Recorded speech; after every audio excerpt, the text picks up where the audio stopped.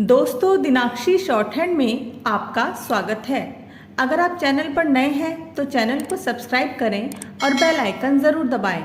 आज के निबंधमाला डिक्टेशन का यह 47वां दिन है। लगभग 400 शब्दों की यह डिक्टेशन 80 शब्द प्रति मिनट की गति से बोली जाएगी। अगर आपको इस डिक्टेशन की एडवांस आउटलाइंस और वाक्यांश की आवश्यकता है तो आप हमारा पेड बैच ज्वाइन कर सकते हैं। हमारे पेड बैच को ज्वाइन करने के लिए आप डिस्क्रिप्शन बॉक्स में दिए गए मोबाइल नंबर पर व्हाट्सएप कर सकते हैं। तो चलिए डिक्टेशन को स्टार्ट करते हैं। डिक्टेशन स्टार्ट होगी 5 सेकंड बाद। Ready, start. आजकल सरकारी प्रोत्साहन के कारण अर्थव्यवस्था के सभी घटकों में निजी क्षेत्र का वर्चस्व बढ़ रहा है। ऐसे में शिक्षा का क्षेत्र निजीकरण से प्रभावित हुए बिना कैसे रह सकता है। शिक्षा के निजीकरण का अर्थ है शिक्षा के क्षेत्र में सरकार के अतिरिक्त गैर सरकारी भागीदारी। वैसे तो ब्रिटिश काल से ही निजी संस्थाएं शिक्षण कार्य में संलग्न थी, लेकिन स्वतंत्र भारत में उनकी भागीदारी में बहुत वृद्धि हुई है।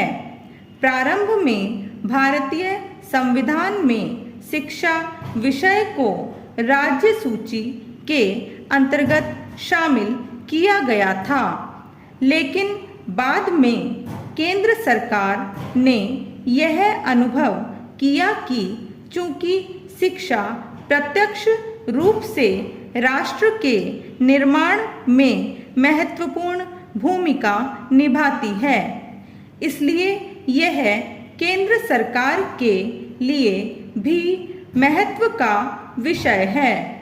अतः शिक्षा के क्षेत्र में एकरूपता लाने, विस्तार करने एवं इसमें केंद्र सरकार की भागीदारी सुनिश्चित करने के लिए वर्ष 1976 में इसे संविधान के 42वें संशोधन द्वारा समवर्ती सूची में शामिल किया गया।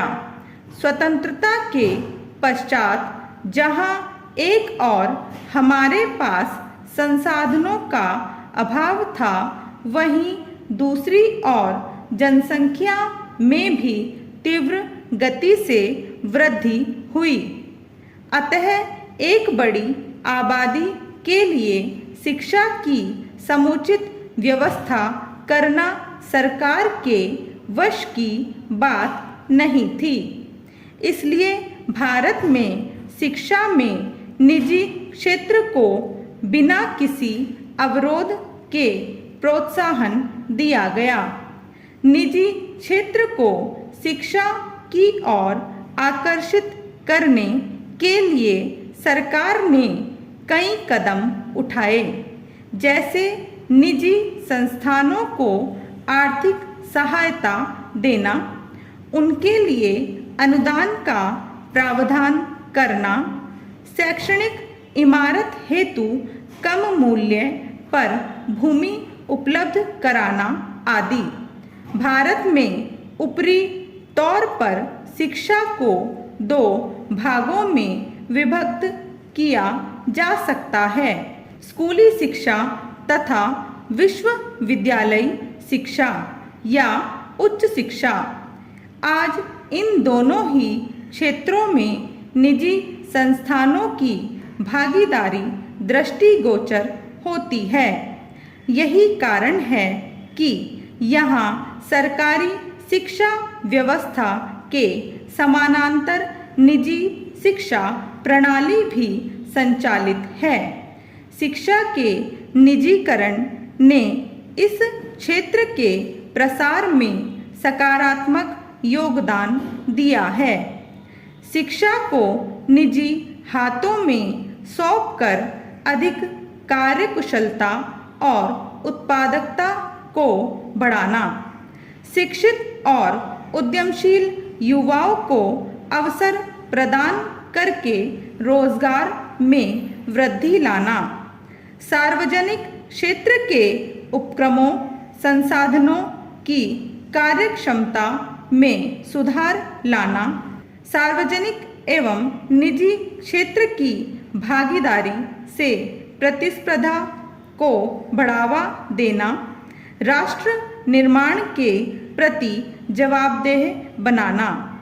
वर्तमान में शिक्षा के निजीकरण के कारण शिक्षा का प्रसार तेजी से हो रहा है। जिन लोगों को प्रतियोगी परीक्षाओं में असफल रहने के कारण किसी व्यावसायिक या अन्य पाठ्यक्रम में प्रवेश नहीं मिल पाता, वे अधिक धन खर्च करके मनोवांछित शिक्षा प्राप्त कर सकते हैं। स्टॉप।